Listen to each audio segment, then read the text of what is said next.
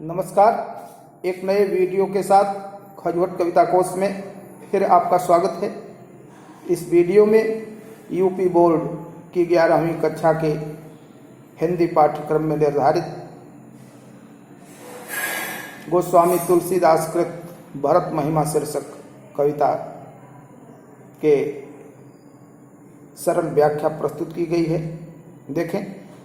चलत पयादे खात फल पिता दिन हितजराज, जात मनावन रघुबरहि भरत सरिस को आज। शब्दार्थ पयादे माने पैदल, तज माने त्याग करके छोड़ करके, मनावन माने मनान, सरिस माने समान।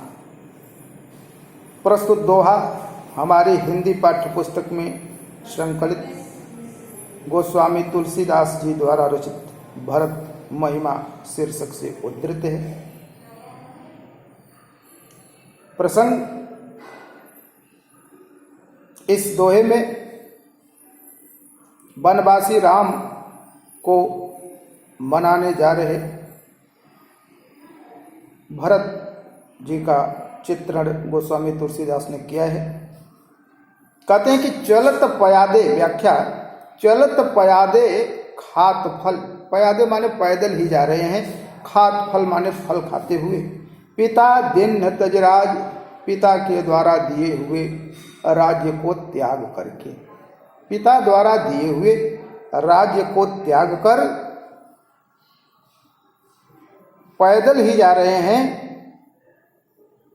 जात मनावन रघुबरहि भरत सरिस को आज, राम को मनाने जा रहे हैं। कहते हैं भरत सरिस को आज, भरत जैसा आज दूसरा और कौन हो सकता है, अर्थात कोई नहीं। ये कहा इन्होंने कि भरत जी पिता के द्वारा दिए हुए राज को त्याग करके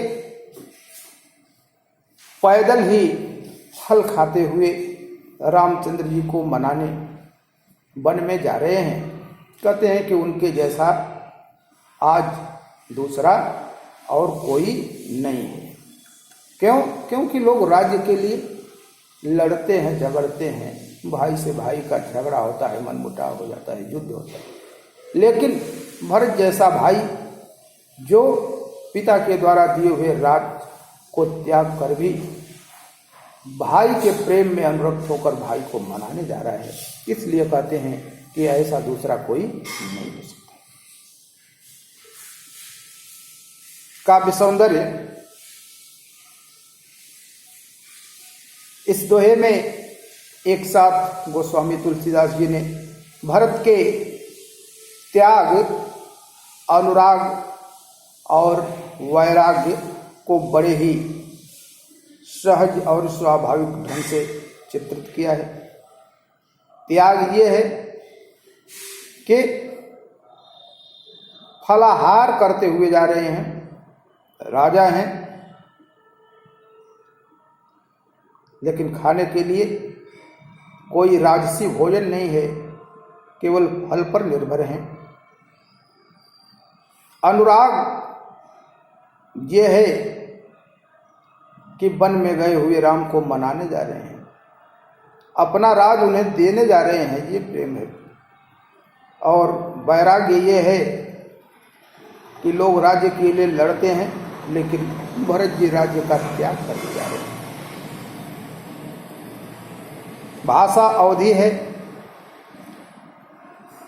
शैली प्रबंधात्मक है, छंद दोहा है, रस शांत है। आगे देखें कि भायप भगति भरत आचरनु, कहत सुनत दुख दूषण हरनु। जो किछु कहब थोर सखी सोई, राम बंधु अस काहे न होई। हम सब सानुज भरत ही देखे, भैन धन्य जुबती जन लेखे। सुनि गुनि देखी दशा पछताहि। कैकेयी जननी जोग सुत नाहि। को कह दूषण रानी नाहिन। विधि सब कीन्हे हमहि जो दाहिनी। कह हम लोक वेद विधिहीनी। लघुतिय कुल करतूति मलिनी।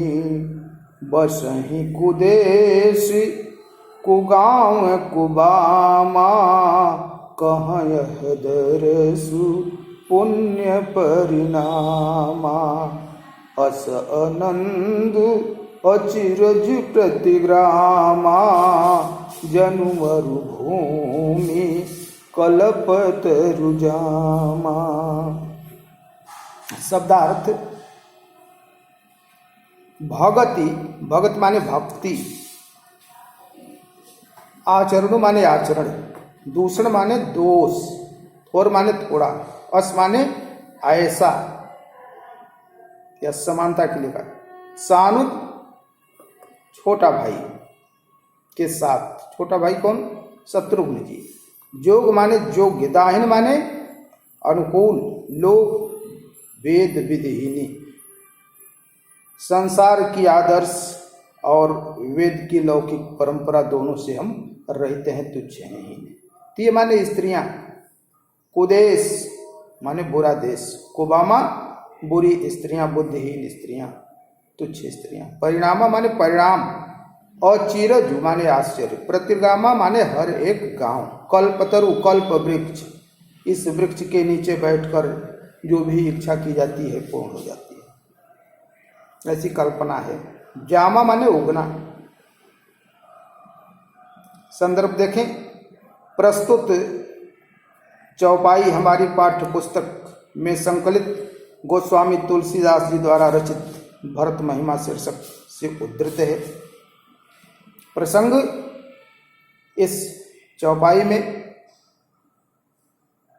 वनवासी राम को मनाने जा रहे भरत को देख करके वन में रहने वाली स्त्रियों की मनोदशा का बड़ा ही स्वाभाविक चित्रण गोस्वामी जी ने किया है। देखें, भायप भगति भरत आचरणु। वन की स्त्रियां आपस में बात कर रही हैं कि भायप भगति भरत आचरणु, भाई के प्रति भक्ति भाव रखना भरत का आचरण है। कहत सुनत दुख दूषण हरनु, जिसको कहने से और सुनने से दुख और दोष दूर हो जाता है। जो किछु कहब थोर सखी सोई। सखी कहती है दूसरी सखी से कि हे सखी, इनके विषय में जो कुछ भी कहा जाए वो क्या है? वो थोड़ा ही है, वो पर्याप्त नहीं होगा कि कितने अच्छे हैं। दूसरी सखी कहती है कि राम बंधु अस काहे न होई, कि राम के भाई हैं तो फिर ऐसे क्यों न हो, फिर अच्छे क्यों न हो। जब राम ही अच्छे हैं तो ये भी तो राम के भाई हैं, ये भी अच्छे होंगे ही। हम सब सानुज भरत ही देखे। सखी कहती है कि हम सबों ने छोटे भाई शत्रुघ्न के साथ भरत को देखा और देख करके भाई न धन्य युवती जन लेखे, हमारी गिनती उन युवतियों में हो गई, उन नारियों में हो गई जो अपने को धन्य मानती है। अर्थात देख करके हम भी धन्य हो गई। शून्य गुण देखी दशा पछताही। इस तरह से जो वन में रहने वाली नारियां हैं, सखियां हैं, भरत के विषय में सुन करके उनकी दशा पर गुण कर विचार करके उनकी दशा को देख करके पछता रही हैं। कोई एक कहती है कि कैकेयी जननी जोग सुतना ही कि हे सखी, ये कितने अच्छे हैं, ये कैकेयी जैसी दुष्ट स्त्री के पुत्र होने योग्य नहीं है, या इन जैसे अच्छे पुत्र की मां होने योग्य कैकेयी नहीं है। इसको सुन करके कोई दूसरी सखी कहती है, लिखा गोस्वामी जी ने कि को कह दूषण रानी ही नहीं, कि इसमें रानी का कोई दोष नहीं है। क्यों? कहा क्योंकि विधि सब किन न हम जो दाहन, क्योंकि ये सब विधि ने किया है, ब्रह्मा ने किया है, हमारे भाग्य ने किया है, जो हमारे दाहिने है, जो हमारे अनुकूल है, भाग्य हमारे अनुकूल है, उसी ने इनको वन भेजा है।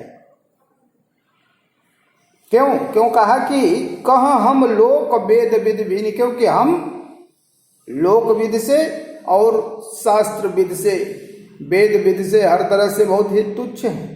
लघुती कुल कर तूति मलिनी, छोटे खानदान की मलिन कर्म करने वाले, छोटे कर्म करने वाली स्त्रियां हैं। बस ही कुदेश कुगांव, कुबामा कु लग गया है, बुरे अर्थ में उपसर्ग लगता है। बुरे देश में रहती हैं, वन में रहती हैं, कोई देश नहीं। बुरे गांव में रहती हैं, बुरे काम करने वाली बुरे कुल की स्त्रियां। और कह यह दर्श पुण्य परिणामा, कहा ये अयोध्या के राजा हैं, इनका दर्शन बहुत बड़े पुण्य का परिणाम हो सकता है। तो हम जैसे तुच्छ स्त्रियों को इनका दर्शन मिल रहा है, इसका मतलब कि इनका वन आना हमारे भाग्य से हुआ है, इसलिए इसमें रानी का कोई दोष नहीं है। अस आनंद अचिरज प्रतिग्रामा कहते हैं गोस्वामी जी की, इस तरह से वन के हर गांव में लोग आश्चर्य और अचरज प्रकट करते हुए आनंद मना रहे हैं। आनंद भी है कि इनके दर्शन हो गए, लेकिन आश्चर्य है कि इनको ऐसे दिन देखने पड़ रहे हैं। लोग इस तरह से खुश हैं, ऐसे आश्चर्यचकित हो रहे हैं भरत को पा करके, देख करके, मिल करके। जन मरुभूमि कल्प तरिजामा, जैसे मरुस्थल में, रेगिस्तान में कल्प वृक्ष उगाया हो, कल्प वृक्ष जम गया हो। काव्य सौंदर्य देखें।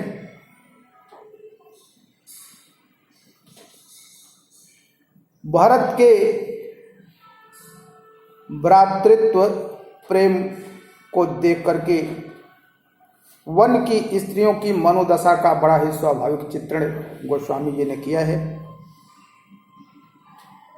भाषा अवधि है, शैली प्रबंधात्मक गेय शैली है, रस शांत है, छंद चौपाई है, अलंकार उपमा और उत्प्रेक्षा है। यदि वीडियो आपको अच्छा लगा हो तो वीडियो को शेयर करने का और हमारे चैनल को सब्सक्राइब करने का कष्ट करें। धन्यवाद।